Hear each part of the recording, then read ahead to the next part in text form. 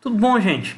Então, todo mundo aí acompanhando a mídia, acompanhando as notícias e tentando tirar alguma coisa racional do meio dessa situação que a gente está vivendo com o Covid-19. E algumas frases muito importantes que a gente ouve são achatar a curva. A gente ouve falar muito nessa coisa, né? Vamos tentar achatar a curva, vamos fazer medidas para achatar a curva. E às vezes eu não tenho certeza se a gente está ciente do que significa de verdade achatar a curva. Outra pergunta que surge muito é, bueno, mas só que e o pico da doença? E se a gente trocar o pico da doença para mais adiante, vai cair o pico da doença no auge do inverno? Será que isso é bom? Será que isso vale a pena de fazer? Será que isso não vai acabar piorando a situação?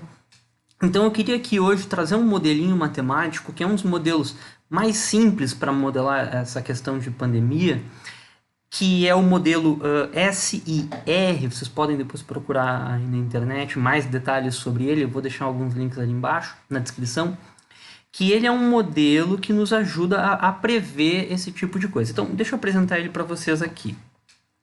Esse modelinho aqui é o SIR. Ele presume que a população está dividida em três grandes pedaços aqui, em três balaios. Primeiro é o balaio das pessoas susceptíveis, ou seja, as pessoas que podem pegar a doença. Esse balaio aqui é o I, que é das pessoas que estão infectadas com a doença.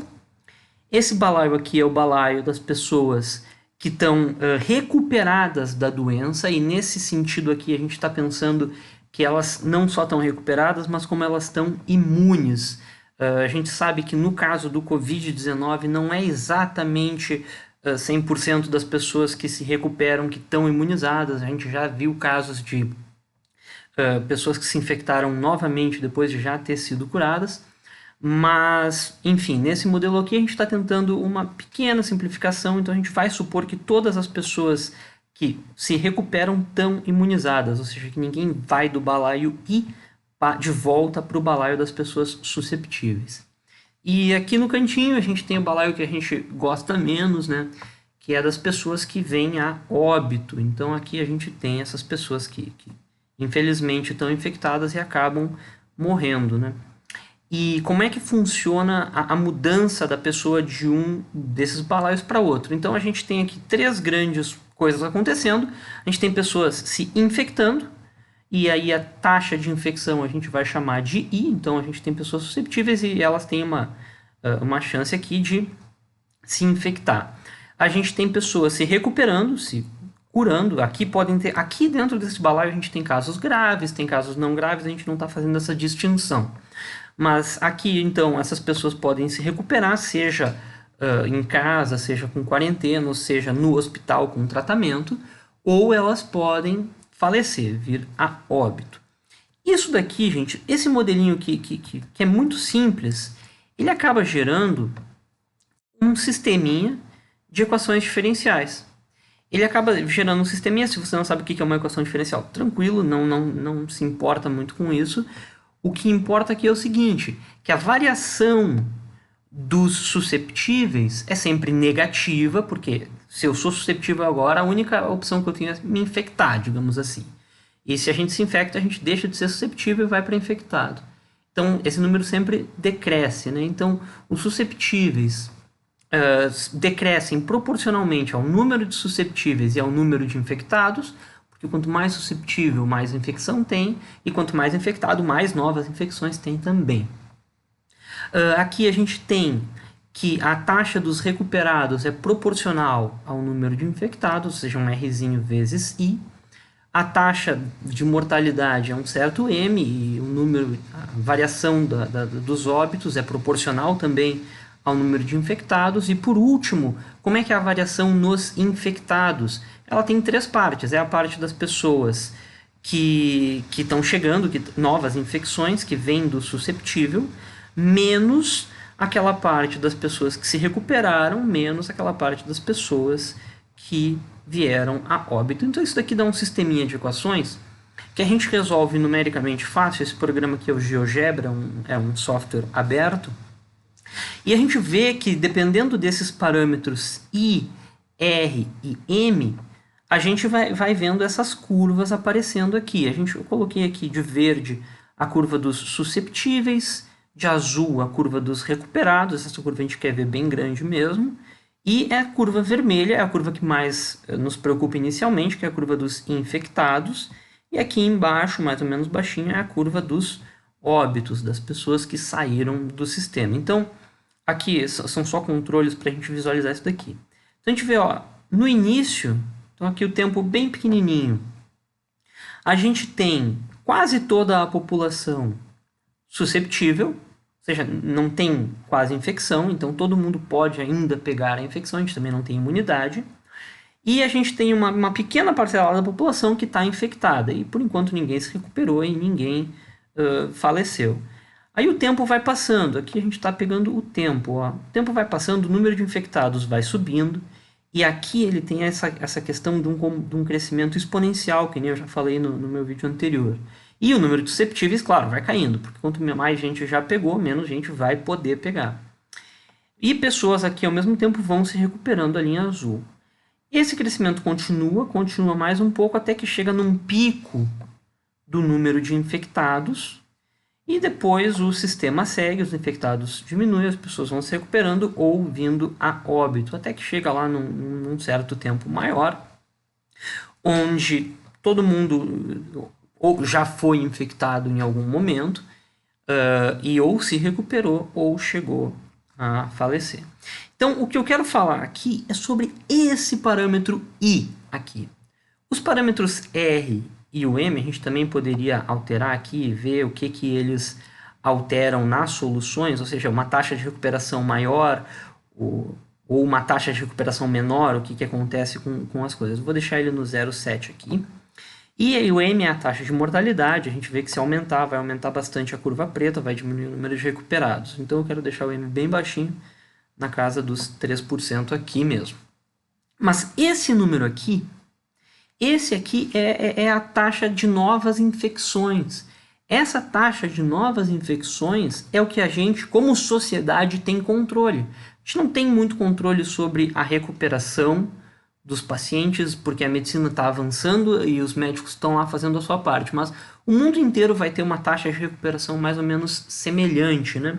Eu não estou colocando aqui nesse modelo, e seria bem complicado fazer, uma limitação do sistema de saúde, mas enfim.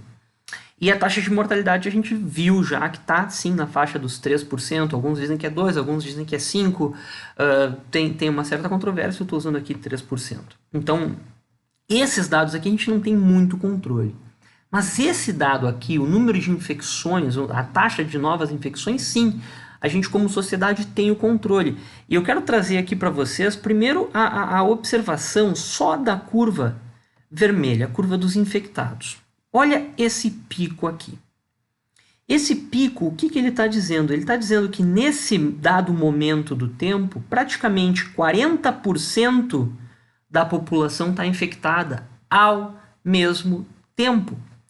E não tem como o sistema de saúde comportar 40% da população infectada. Por mais que apenas, sei lá, 20% ou 15% desses casos sejam casos graves, isso ainda dá na faixa de 6, 8% da população inteira de uma cidade infectada grave, ou seja, precisando de cuidado na UTI. A gente não pode deixar esse pico tão alto aqui acontecer, mas esse é mais ou menos... A gente não teve nenhum... Só a China mesmo que já teve o pico e já está na fase de decrescimento, mas nos outros países ainda a gente ainda nem teve esse pico, a gente não sabe aonde que isso vai acontecer. Mas só que o que acontece quando a gente pega esse número 3 aqui que eu estou usando para esse sistema e começa a diminuir? Olha só. Presta bem atenção no que está acontecendo. Estão acontecendo duas coisas ao mesmo tempo quando a taxa de novas infecções começa a diminuir. A primeira coisa que acontece é que a altura do pico começa a diminuir. Então aqui, se a gente conseguisse reduzir de 3 para 2, ou seja, em vez de uma pessoa infectar 3 na média, uma pessoa infectada infecta 2 susceptíveis. O pico dos 40% que ele estava antes já foi aqui para a faixa de um pouquinho menos do que 30%. Então já começou a melhorar para o sistema de saúde. E além disso, o pico aconteceu mais tarde. E esse tempo que a gente ganha aqui entre o início da pandemia e o pico de infectados, pode ser que essa valor aqui do R esteja maior. Então a ideia não é só achatar a curva. O que acontece é que quando a gente achata a curva, ó, eu vou achatar um pouquinho mais. Tá vendo por que se diz achatar a curva? Porque ela vai ficando, ela aqui ela era bem esticada, bem curva assim, e ela começa a ficar cada vez mais achatada, cada vez mais perto de uma linha reta. Só que quanto mais achatada é essa curva, ela também começa a dar o pico mais tarde. Então, quando a gente fala as duas coisas, elas estão juntas. A gente não consegue só achatar a curva sem mudar o pico ou o tempo que vai dar esse pico de contaminação. E a gente também não consegue alterar o pico de contaminação mais para diante sem achatar a curva. Então as duas coisas estão andando juntas aqui nesse modelo matemático, que ele é bastante razoável para descrever esse tipo de situação. Então, o que a gente gostaria? A gente gostaria de uma curva o mais achatadinha possível. Imagina só, se a gente conseguisse I igual a 1, ou seja, uma pessoa infectada só contagia uma pessoa susceptível. Olha como a taxa de mortalidade já vai lá embaixo, como uma boa parcela da população vai continuar susceptível. Aqui está parecendo que na faixa dos 50% da população vai continuar sem nunca se infectar com a doença.